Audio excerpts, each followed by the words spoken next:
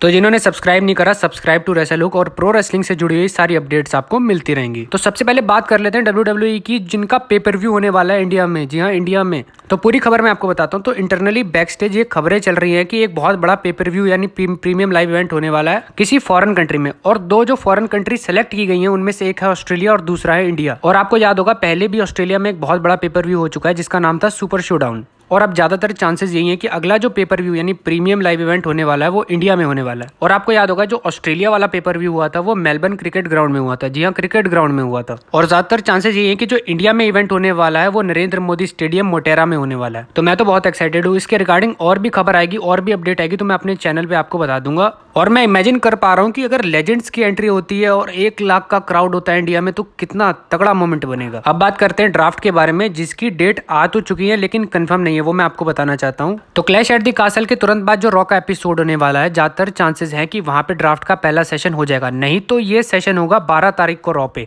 और इसके बीच में जो 9 सितंबर वाला स्मैकडाउन का एपिसोड है, ये डेट तो कंफर्म हो चुकी है ड्राफ्ट के लिए। और मैं आपको एक चीज बताना चाहता हूँ कि जो ड्राफ्ट वाला मामला है इसमें अनडिस्प्यूटेड यूनिवर्सल चैंपियनशिप वाला जो मैच होने वाला है क्लैश एट द कासल में, उसका भी फैक्टर है। और आपको मैंने पहले की वीडियो में भी बता रखा है कि टाइटल स्प्लिट के सबसे ज्यादा चांस है क्लैश एट द कासल में, क्योंकि अगर टाइटल स्प्लिट होता है तो एक बंदा रॉ पे जाएगा, एक बंदा स्मैकडाउन पे जाएगा टाइटल लेके, और ब्रांड बदलने के लिए आपको ड्राफ्ट की जरूरत पड़ेगी। तो ये सारी चीजें आपस में कनेक्टेड है।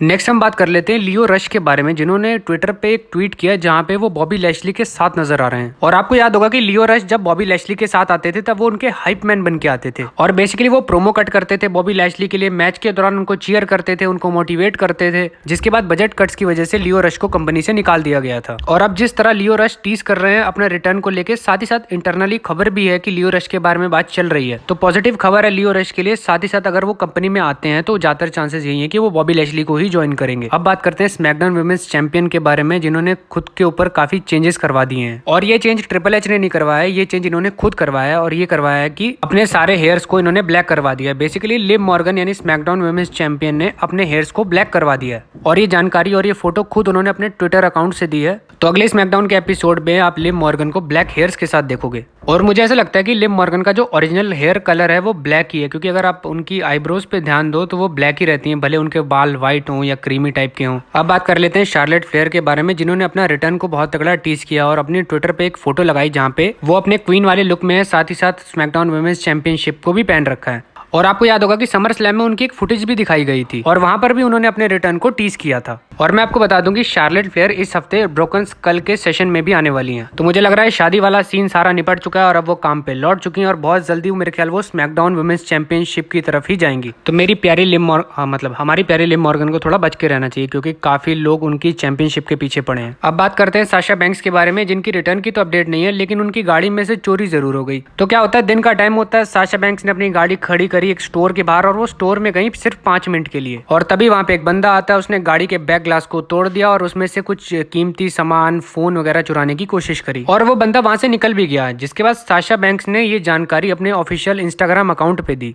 तो गाड़ी में चोरी हो गई साशा बैंक्स की, और पता नहीं रिपोर्ट लिखवाई नहीं लिखवाई, मुझे बताया होता तो मैं रिपोर्ट लिखवा भी देता। इसके अलावा साशा बैंक्स और नाओमी पिछले हफ्ते मार्वल की एक सीरीज के प्रीमियर पे भी नजर आए थे और ये इन दोनों की पहली ज्वाइंट अपीयरेंस थी जब से उन्होंने वॉकआउट किया था रॉकी एपिसोड से, तब से। और इनसे मीडिया ने कुछ सवाल भी पूछे थे अबाउट WWE रिटर्न या फिर क्या पंगा हुआ था पूरा, तो इस पर उन्होंने कोई भी जवाब नहीं दिया, कोई भी कमेंट नहीं किया। और मैं आपको इनके रिटर्न के रिगार्डिंग एक खबर बता देता हूँ कि पॉजिटिव वे में ही चल रही है सारी बातें कि साशा बैंक्स और नाओमी का बहुत जल्दी रिटर्न हो जाएगा। अब बात कर लेते हैं रोंडा राउजी के बारे में, जो कि हील है या फेस कुछ पता नहीं चल पा रहा है। मैं आपको पूरा मामला बता देता हूँ। तो आपको पता है कि रॉयल रंबल से लेकर समर स्लैम तक रोंडा राउजी एक फेस सुपरस्टार के रूप में चल रही थी। उनका शार्लेट फ्लेयर के साथ एक बहुत बड़ी फ्यूड भी चली जहाँ पे वो रेसलमेनिया में चैंपियनशिप भी जीती थी। तो अब मामला ये है कि इंटरनली जो रोस्टर बनाया जाता है उसमें जो हील फेस के सुपरस्टार होते हैं उसमें रोंडा राउजी को फेस सुपरस्टार के रूप में लिस्ट किया गया है और वो रॉयल रंबल से ही लिस्टेड थी बेबी फेस के रूप में। लेकिन आपको याद होगा कि समर स्लैम पे उन्होंने रेफरी पे अटैक कर दिया था, लिव मॉर्गन पे अटैक कर दिया था और स्मैकडाउन के एपिसोड में उन्होंने एक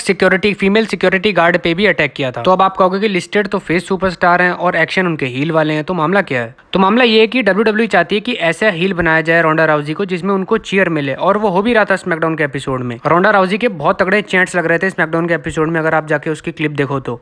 और वो जो फीमेल सिक्योरिटी गार्ड पे उन्होंने अटैक किया था वो बेसिकली पूरा अटैक नहीं था, वो सिर्फ उन्होंने एक स्लैम लगाया था क्योंकि उस फीमेल सिक्योरिटी गार्ड ने उनको टच कर दिया था। और जब वो आर्म बार की तैयारी कर रही थी उस फीमेल सिक्योरिटी गार्ड पर, तो दूसरे सिक्योरिटी गार्ड्स ने कहा कि छोड़ दो, तो रोंडा राउजी मान भी गई थी। तो रोंडा राउजी का हील पर्सोना ऐसा है जिसमें आप उनसे पंगा ना लो तो सब सही रहेगा, और पंगा लोगे तो मामला गड़बड़ हो जाएगा। अब बात कर लेते हैं एक्सट्रीम रूल्स के मेन इवेंट के बारे में, जिसमें मैच होने वाला है Karrion Kross versus Drew McIntyre. तो हमें सोर्सेज से पता चला है कि WWE ने एक्सट्रीम रूल्स के लिए लॉक कर दिया है Drew McIntyre versus Karrion Kross का मैच, लेकिन अभी तक ये कंफर्म नहीं है कि इसमें टाइटल की इन्वॉल्वमेंट होगी या नहीं होगी, और क्या पता क्लैश एट द कैसल का जो रिजल्ट होने वाला है वो क्या होने वाला है। और अभी तक के लिए रोमन रेंस को एक्सट्रीम रूल्स के लिए बुक नहीं करा गया है, तो मेरे हिसाब से जो मेन इवेंट होने वाला है वो Drew McIntyre versus Karrion Kross का ही होने वाला है। और मेरे हिसाब से इसमें जो मेन फैक्टर है वो है कि एक्सट्रीम रूल्स में तो रोमन रेंस आने नहीं वाले, इसके अलावा उसके आसपास की जो स्टोरी लाइन है, यानी रोमन रेंस के आसपास की जो स्टोरी लाइन है उसको अगर आप मेन इवेंट में बना देते हो तो बिना रोमन रेंस के भी आपको एक अच्छी हाइप और एक अच्छा मेन इवेंट मिल सकता है। और इससे ये पूरी तरह से एक लॉजिकल मेन इवेंट लगेगा, ना कि कोई रैंडम ऐसे उठा के डाल दिया और मेन इवेंट बना दिया, ऐसा कुछ नहीं लगेगा, पूरी तरह से लॉजिकल मेन इवेंट लगेगा। तो इसी नोट के साथ वीडियो को समाप्त करते हैं। रेसलहुक को सब्सक्राइब कर लीजिए, शेयर कर दीजिए और बेल आइकन यानी घंटी जरूर दबा के जाना।